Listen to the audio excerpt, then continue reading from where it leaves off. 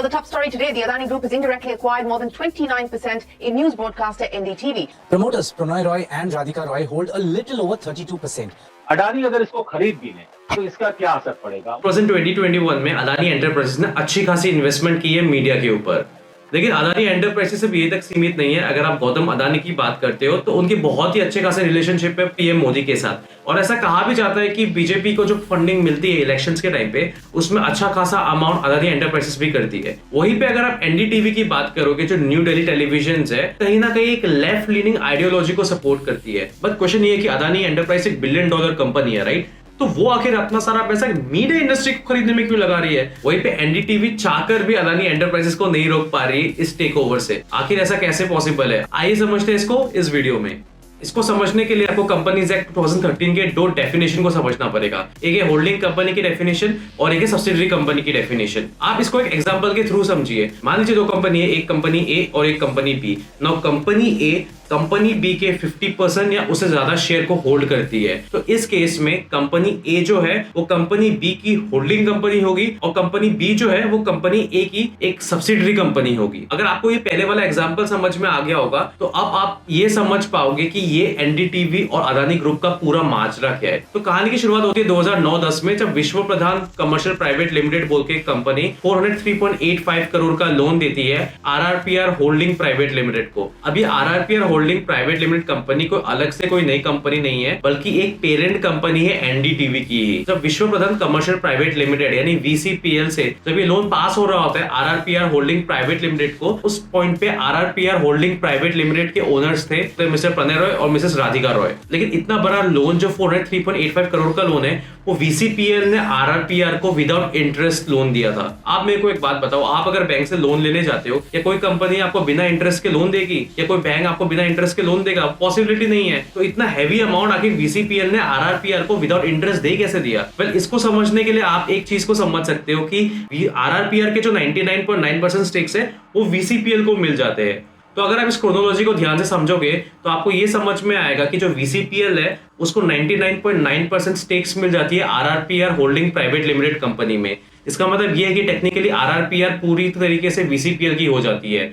और क्योंकि आरआरपीआर के पास 29.18% स्टेक्स है एनडीटीवी के, इसलिए एनडीटीवी के 29.18% स्टेक्स भी वीसीपीएल लिमिटेड को मिल जाते हैं। अब हम कहानी को आगे बढ़ाते हैं और पहुंच जाते हैं 2022 में, जहां पे अगस्त के टाइम पे वीसीपीएल को खरीद लेती है AMG media networks. AMG media networks कोई अलग कंपनी नहीं है बल्कि एक सब्सिडरी कंपनी है अदानी ग्रुप की।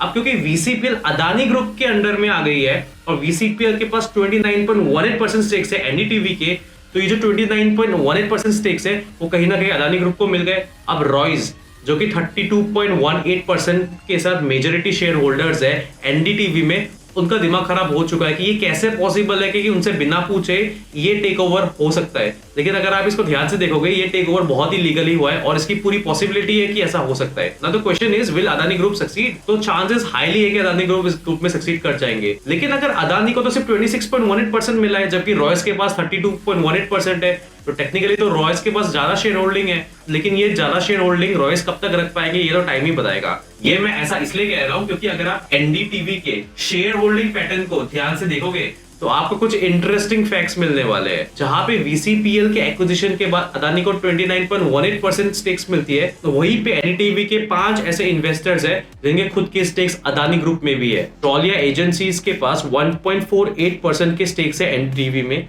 वहीं पे जीआरडी सिक्योरिटीज के 2.8% है, आदेश ब्रोकिंग के 1.5% है, कंफर्म रियल बिल्ड के 1.33% है और एलटीएस इन्वेस्टमेंट फंड के 9.75% है। अगर आप इनके टोटल को ऐड करोगे तो आप कहीं ना कहीं ये पाओगे कि इनकी जो टोटल शेयर होल्डिंग है वो 16% के ऊपर है। लेकिन ये सिर्फ एनडीटीवी के इन्वेस्टर्स नहीं है, ये अदानी ग्रुप के भी इन्वेस्टर्स है। तो कल को अगर अदानी बोलते हैं कि आपके पास जो शेयर्स है वो आप अदानी ग्रुप को दे दो कुछ पैसों के बदले में, तो ये लोग अपने शेयर्स को छोड़ सकते हैं और अदानी को सेल कर सकते हैं। अगर ऐसा होता है फ्यूचर में तो अदानी के पास 29.18% स्टेक नहीं रह जाएगा कि वो बल्कि 46% को भी क्रॉस कर जाएगा और कहीं ना कहीं अदानी ग्रुप एनडीटीवी के मेजर शेयर होल्डर्स बन जाएंगे। और अदानी ग्रुप जिस तरीके से मीडिया इंडस्ट्री में एंटर कर रहा है, इसके होने की प्रोबेबिलिटी यानी इसके होने के चांसेस बहुत ही ज्यादा है। बट क्वेश्चन ये है कि अदानी एंटरप्राइज एक $1 बिलियन कंपनी है, राइट? तो वो आखिर अपना सारा पैसा मीडिया इंडस्ट्री को खरीदने में क्यों लगा रही है? लेकिन इसका एग्जांपल अमेरिका के एग्जांपल में छुपा हुआ है। अगर आप अमेरिका की बात करते हो तो अमेरिका में बहुत ही पॉपुलर मीडिया आउटलेट है वॉशिंगटन पोस्ट नाम के। अगर आपने वॉशिंगटन पोस्ट के कंटेंट को कंज्यूम किया होगा टाइम टू टाइम, तो आप पाओगे कि बहुत ही एंटी इंडिया नैरेटिव चलाते हैं वो लोग। लेकिन जेफ बेजोस वॉशिंगटन पोस्ट के थ्रू करवाना क्या चाहते हैं? जेफ बेजोस वॉशिंगटन पोस्ट के थ्रू नैरेटिव को कंट्रोल करना चाहते हैं, क्योंकि उनको पता है कि वॉशिंगटन पोस्ट को अमेरिका में पढ़ने वाले बहुत लोग हैं। उसी तरीके से अदानी एंटरप्राइजेस को भी ये बात पता है कि एनडीटीवी को देखने के लिए आज भी एक सब्सटेंशियल बेस है इंडिया में। अगर अदानी एंटरप्राइजेस एनडीटीवी को एक्वायर कर लेती है तो कहीं ना कहीं अदानी एंटरप्राइजेस ये मेक श्योर कर सकती है कि जो इसमें जो कंटेंट जाएगा वो कितना फिल्टर होके जाएगा और कंटेंट में क्या दिखाया जा सकता है। इसके कारण जो नैरेटिव है, नैरेटिव पे अदानी एंटरप्राइजेस का कंट्रोल हो जाएगा।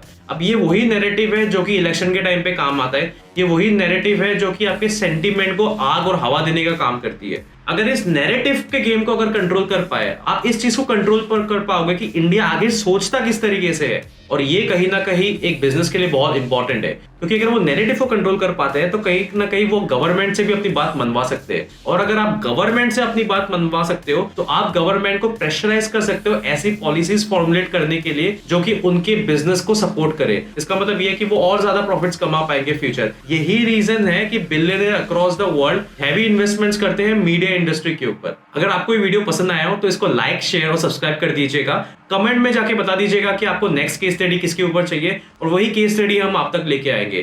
तब तक के लिए मिलते हैं अगली वीडियो में। जय हिंद।